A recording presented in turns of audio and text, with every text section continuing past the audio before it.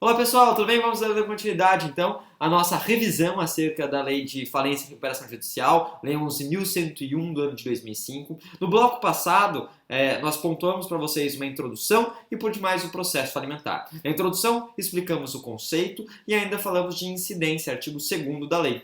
Entramos daí na parte acerca do processo falimentar, onde trouxemos as fases do processo falimentar, legitimados tanto ativo e passivo, competência, princípios e derradeiramente acerca de insolvência. Com isso em mente, vamos então dar continuidade e começaremos a falar do procedimento propriamente dito da lei falimentar. Primeiro detalhe. O procedimento falimentar ele sempre se inicia com um pedido, né? Como tudo na vida. Seria a ideia da petição inicial.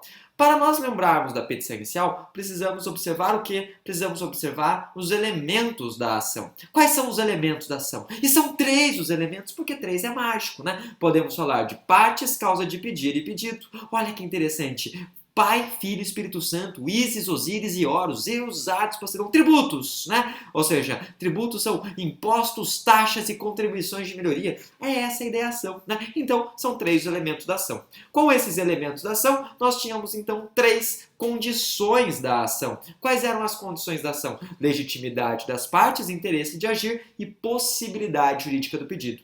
A possibilidade jurídica do pedido não existe mais. Então, em outras palavras, é importante trabalhar dentro do pedido, né, falimentar, 2 coisas. Primeiro, partes, legitimidade das partes. São, em outras palavras, os legitimados, tanto ativo quanto passivo. E o que mais nos interessa aqui, de certa forma, são os passivos, aqueles que podem falir, que são os empresários. Empresário individual, sociedade empresária e ele também são 3, que loucura! Show de bola, né? Vamos além. Além, então, das partes, precisamos do interesse de agir. Por que você está entrando com um pedido de falência? A ideia do pedido de falência, o interesse de agir aqui, seria justamente a proposta de insolvência, que nós pontuamos no bloco passado, que pode ser confessada ou presumida. Então, a primeira parte existente, precípua, dentro do procedimento falimentar, é o pedido.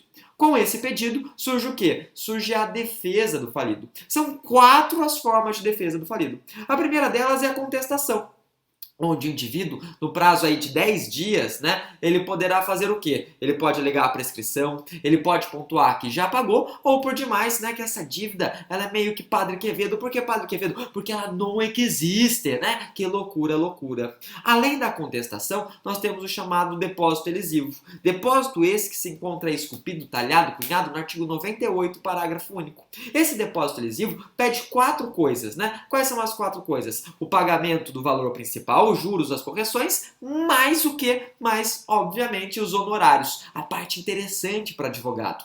De qualquer forma, dentro desse depósito elisivo é importante lembrar 2 coisas, né? Que coisas? Primeira delas, e isso é essencial. O que?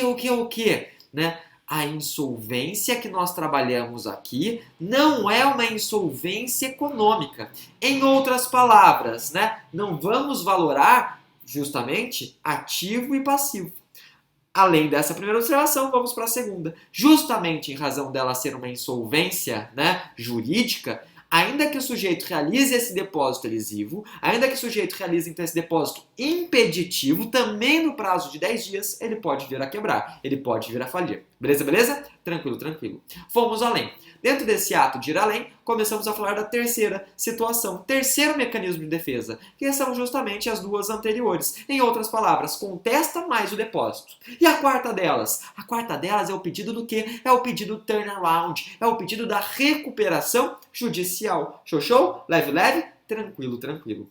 Terceira parte. Quais, né? Ou seja, a terceira parte é a sentença, em outras palavras. Vamos falar do pedido, depois do pedido, fomos aí para a defesa, a sentença. Essa sentença, como tudo na vida, pode ser positiva e negativa. Se negativa, é uma sentença de improcedência, em outras palavras, acaba o procedimento ali. Se acaba o procedimento ali, temos o recurso de apelação.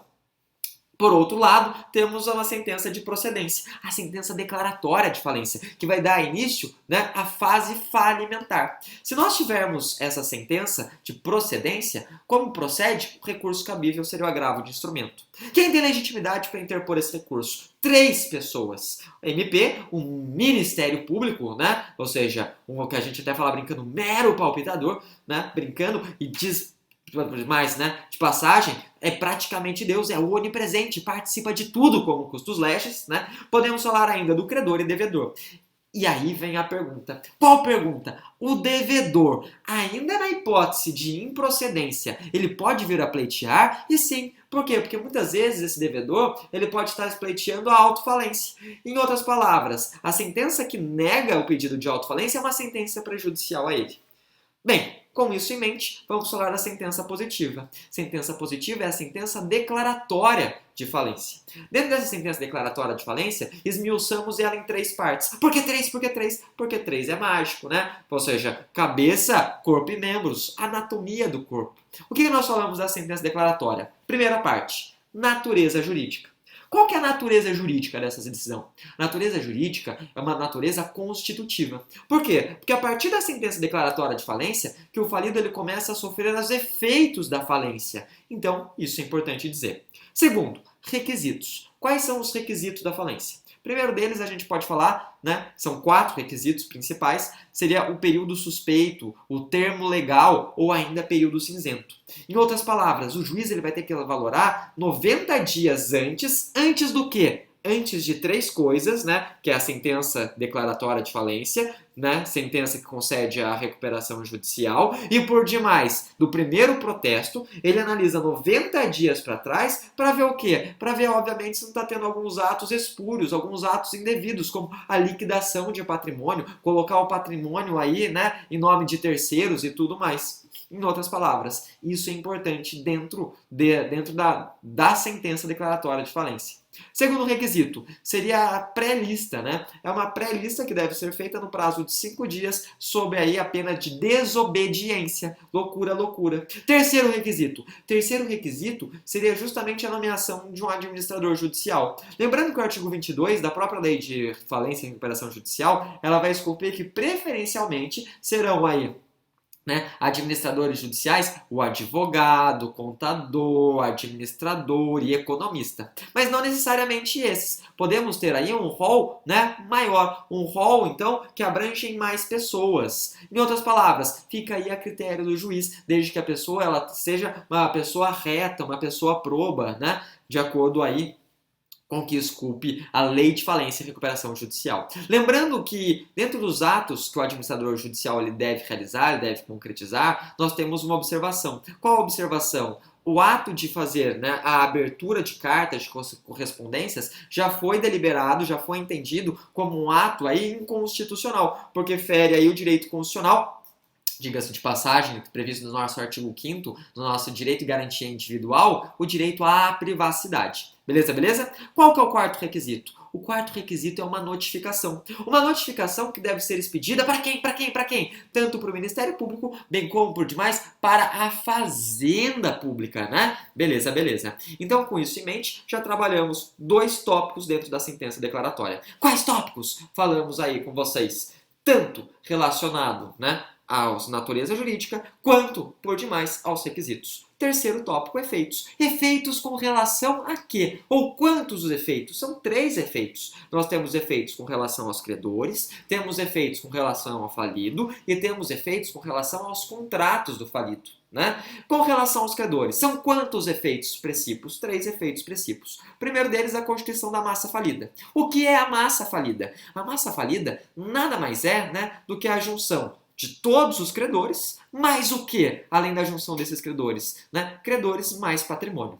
Lembrando que, né, segundo efeito, a ideia do par condício creditório. Colocar todos os credores em pé de igualdade. Para tanto, o que nós fazemos? Fazemos o vencimento antecipado dessas dívidas. E terceiro requisito. Qual é o terceiro requisito aí? Qual é o terceiro efeito dentro dos credores? É o chamado stay period. O que é stay period? É um período de suspensão. Suspensão do quê? Suspensão da prescrição, suspensão dos juros, né? E suspensão por demais que nós podemos falar, e lembrando, né, suspensão da prescrição, mas não são todos os critérios que acabam sendo aí suspensos. Por exemplo, dívidas trabalhistas não são suspensos, créditos trabalhistas, né? Créditos tributários não são suspensos também. Beleza, beleza? Tranquilo, tranquilo. Então, o stay period é justamente esse período de suspensão que aqui vai perdurar até o final da falência. Diferentemente da recuperação judicial, que temos essa suspensão, mas essa suspensão perdura tão somente por 180 dias, né? Beleza, beleza. Com relação aos credores é isso, vamos então para os falidos.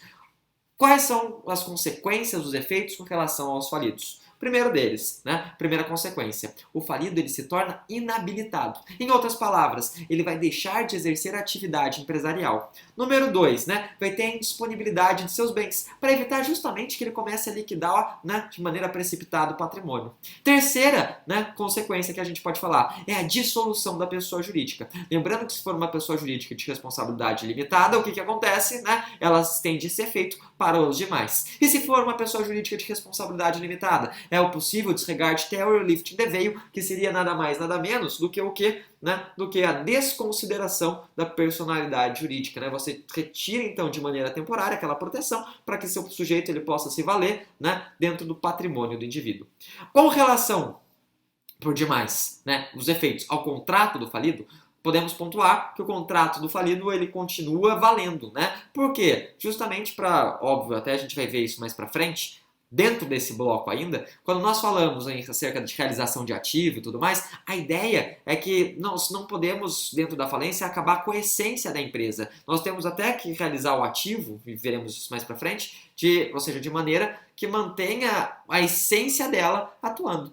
Até mesmo porque, de repente, alguém quer comprar a empresa com essa proposta, né? Ou seja, quer comprar a empresa para manter essa atividade empresarial, para manter, então, obviamente, esse fluxo, essa circulação desse produto, serviço que está sendo vendido. Beleza, beleza? Tranquilo, tranquilo. Com isso em mente, então, já falamos de 3 coisas dentro aí do procedimento. Petição inicial, falamos da defesa, falamos da sentença. Próxima etapa, arrecadação dos bens, né? Falamos que essa arrecadação dos bens, ela se perfaz pelo administrador judicial, falamos, inclusive, que ele vai ter que se firmar um termo para tanto, né? Falamos, entretanto, que muitas vezes o administrador judicial, ele se empolga. E o que acontece? Ele se empolga e acaba arrecadando bens, até mesmo para serem vendidos depois, que não são, obviamente, do falido. E daí? E daí que surge o prazo de 48 horas, né, para que o indivíduo ele ingresse a ação e busque a restituição desses bens. E se ele passar essas 48 horas, ele perde o direito? Né? Não. O que acontece é que esse direito dele vai entrar aí, obviamente, vai receber só ao final do processo.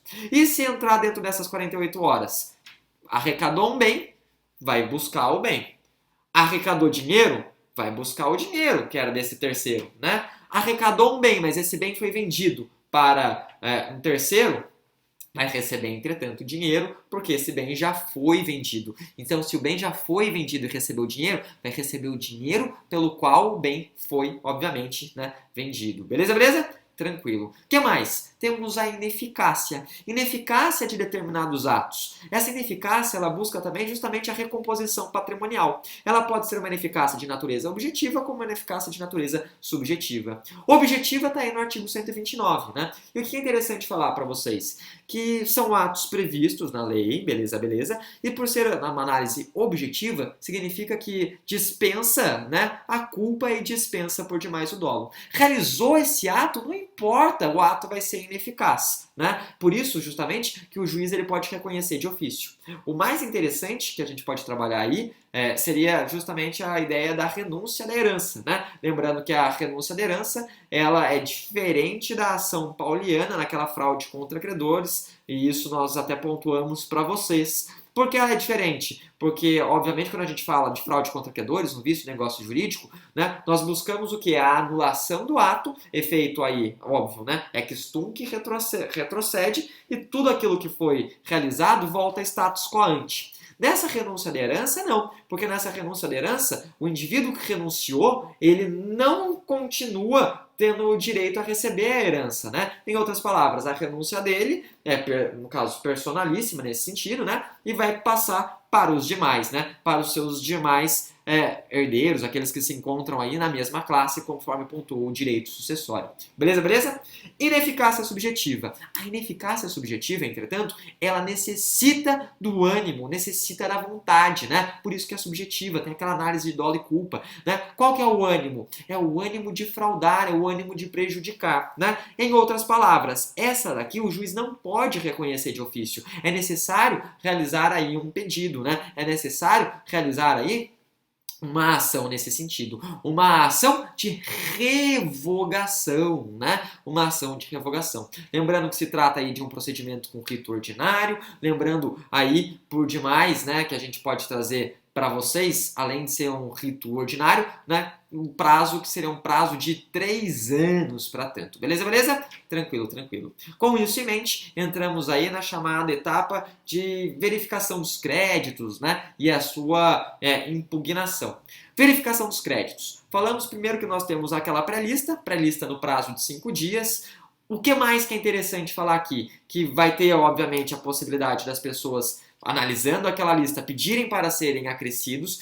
Esse procedimento é um procedimento administrativo, portanto não tem custas. E daí o que acontece, né? Temos aí o prazo de 15 dias, tá certo? Beleza, beleza. Feito isso, né? Feita essa possibilidade, esse pedido de serem agregados, né, dentro dessa lista, ao final veremos uma nova lista a ser realizada pelo administrador judicial no prazo de 45 dias. Tem impugnação? Tem impugnação no prazo de 10 dias. Quem pode impugnar? Devedor. Quem mais pode impugnar, né? Pode impugnar o credor, até mesmo porque alguns credores eles acabam sendo preteridos na classificação dos créditos, razão pela qual então acaba vindo a impugnar, né? E propriamente o próprio Ministério Público. O que acontece? Feitas todas essas impugnações, o juiz vai valorar cada uma delas, né? Valorando-as e analisando todas elas e transitando elas em julgado, ele fará um quadro geral de crédito. Acontece, entretanto, que nós temos aí a chamada habilitação retardatária, né? Até mesmo podemos falar de impugnação retardatária, né? E tudo mais. A habilitação retardatária é aquela, então, que se perfaz depois do prazo ali existente, mas obviamente antes da decisão transitada em julgado, né, do juiz. Ela é possível? É. Só que qual que é a diferença? A diferença aqui é que vai ser necessário, vai ser imprescindível, né, o que? A participação de quem? A participação aí de um advogado. Então, nós teremos custas e tudo mais. Com isso em mente, vamos para a realização do ativo. O que é a realização do ativo? Primeiro detalhe, a ideia é de verificar os produtos que foram arrecadados e vendê-los. Para quê? Porque a finalidade da falência é justamente essa. É pagar a maior quantidade de créditos possíveis, né? Beleza, beleza. Então, o que é interessante falar? Esses bens que foram arrecadados, eles serão vendidos. Nós temos 3 mecanismos para tanto, né? Pelo menos previstos ali na Lei de Falência e Recuperação Judicial. Nós temos o leilão, temos a proposta fechada e temos o pregão. É óbvio, entretanto, que seria possível se valer de qualquer outra forma além dessas 3, desde que assim seja reputado necessário. Lembrando por demais que o Ministério Público sempre vai participar, lembrando que o leilão se perfaz de forma oral, né? E o pregão é um instituto novo, é um instituto que mescla tanto, né, o leilão, que seria leilão oral, quanto a proposta fechada. Como que se perfaz então o pregão? Será realizada em uma proposta de natureza fechada, determinado dia, determinada data serão abertas, né, essas propostas. Aquela proposta de maior valor, ela vai abarcar todas que tangenciem, né, 90% do que ela ofereceu. Então, pegou 90% do que ela ofereceu, elas vão participar dessa segunda etapa, que seria justamente o leilão de maneira oral. Lembrando que a gente vai partir da maior proposta, né? O que é mais interessante? É interessante o seguinte dizer, que para fomentar a venda desses produtos, para fomentar então a realização do ativo, né? Esses produtos eles vêm despidos de algumas dívidas, né? Eles vêm despidos aí de dívidas de natureza tributária e de natureza trabalhista, até mesmo para que a gente possa vendê-los. Acontece, entretanto, que quando a gente fala de dívidas de natureza tributária, né, fiscais, devemos observar que algumas delas são chamadas de propter rem. O que é propter rem? São aquelas que acompanham a coisa. Essas que acompanham a coisa, obviamente, vai ser uma exceção. Por que uma exceção? Porque a gente não tem como despir, né? Não tem como, na verdade, se furtar delas. Podemos falar aí de IPTU, podemos falar aí de IPVA e tudo mais. Podemos lembrar também que algumas pessoas não terão essa benesse. Qual benesse, né? Benesse de ter aí, obviamente, a compra de determinados bens, né? Mas a compra desses bens sem esses tributos, sem essas dívidas. Por quê? Para evitar, né? Ou seja, uma possível benesse para alguns indivíduos, como sócios, parentes que vêm comprar os bens do próprio falido, né? Isso seria estranho e tudo mais. Dentro da ordem também de venda dessa realização de ativo, é interessante dizer o seguinte para vocês. Interessante dizer o quê? Interessante pontuar, né, que nós não podemos começar vendendo a essência da empresa, até porque muitas vezes as pessoas elas querem comprar para fazer a manutenção daquela atividade empresarial. Em outras palavras, vamos vender, né, alguns bens que são bens secundários, né? Podemos vender as filiais, podemos vender objetos que integram, né, e tudo mais, né? Ou seja, integram, ou seja, compõem por demais o patrimônio dessa empresa que está quebrando, mas desde que não afetem a essência dela. Beleza, beleza? O que mais que é importante nós pontuarmos aqui para vocês? Vamos falar então da classificação dos créditos. Quais créditos são pagos primeiros? São iniciais sempre aqueles créditos de natureza extraconcursal, né? Crédito extraconcursal são aqueles que surgem depois do pedido de falência. Então aí podemos colocar créditos trabalhistas, né? E óbvio, créditos que vão acontecendo depois, pagamento do administrador judicial, ou seja, que antes da falência não tinha, né? E tudo mais. O que mais é importante falar? Depois dos extras concursais, vamos seguir a ordem dos créditos, né? São os créditos trabalhistas, lembrando aí o quê? Lembrando que créditos trabalhistas até 150 salários mínimos. Acidentes do trabalho, nós não temos esse limite. E se eu vendo meu crédito trabalhista para dar benesse para outra pessoa? Opa, se tornará crédito quirografário. Lembrando que quiro é mão, é um dos últimos créditos a serem pagos. Então vamos brincar que a pessoa fica na mão, né? Segundo crédito, créditos com garantias reais. Lembrando, por demais, que o valor que vai ser pago é justamente o valor dado como garantia. E se valor exceder, né? O que exceder vira quirografário. Terceiro que a gente pode trazer aí, né? São os créditos de natureza tributária, né? Quarto, créditos de natureza especial. Quinto, créditos de natureza geral. Sexto, créditos quirografários, né? Sétimo, e isso é interessante, o sétimo seriam justamente aquelas multas. Multas oriundas, muitas vezes, do não pagamento de tributos no período que deveria ser pagos. Então, óbvio, se eu não pago um tributo, que seria o terceiro crédito a ser pago, aquelas multas oriundas desse não pagamento, né, óbvio, só se tornarão aí os sétimos a serem pagos, né? O que mais que a gente pode falar derradeiramente? Oitavo, né, crédito aí, seriam os créditos subordinados. Por que eles recebem esse nome? Eles recebem esse nome porque eles são subordinados ao pagamento de todos os demais, né? Por fim, chegamos aí à etapa de reabilitação. O que é importante falar para vocês na reabilitação? Reabilitação significa que o indivíduo que faliu, que tinha como efeito a inabilitação, ou seja, tinha como efeito a não possibilidade de exercer a atividade empresarial, ele vai poder exercer essa atividade empresária. Como que isso acontece? Acontece de 4 formas, todas elas esculpidas, talhadas aí no artigo 158, né? Quais são essas formas? Primeira forma que a gente pode trazer para vocês, né? Seria uma forma que eu até falei brincando para vocês, uma forma Sandy Júnior. Por que forma Sandy Júnior? Porque é uma quimera, uma utopia. Seria o pagamento de todos esses créditos, né? Em outras palavras, pagou do primeiro até o oitavo aí, né? Que loucura! Mas lembrando que a insolvência não é necessariamente uma insolvência econômica, pode ser uma insolvência de natureza, né? É sempre insolvência de natureza jurídica. Então a pessoa de repente está falindo por questão jurídica e não de questão financeira, né? Então pode acontecer, muito difícil. Segunda, realizou o pagamento de 50% dos créditos quirografários, ou seja, pagou quase tudo, né? Até brincamos, seria a proposta Flamengo, fica só no cheirinho, né? Pagou quase todos os créditos. Poxa, né? Vamos dar um crédito a ele e deixar que ele volte a exercer a atividade empresarial. Terceira, né? Seria justamente aquele prazo. Qual o prazo? Prazo de 5 anos, né? 5 anos. 5 anos, óbvio, se ele não praticou crime falimentar, né? 5 anos se ele não praticou crime falimentar. Por quê? Porque se ele praticar crime falimentar, o prazo será um prazo de 10 anos. Beleza, beleza? Tranquilo, tranquilo? Bem, dito isso, então, deixo aí um forte abraço para vocês, excelentes estudos e, obviamente, né, uma boa prova. Até mais. Tchau, tchau.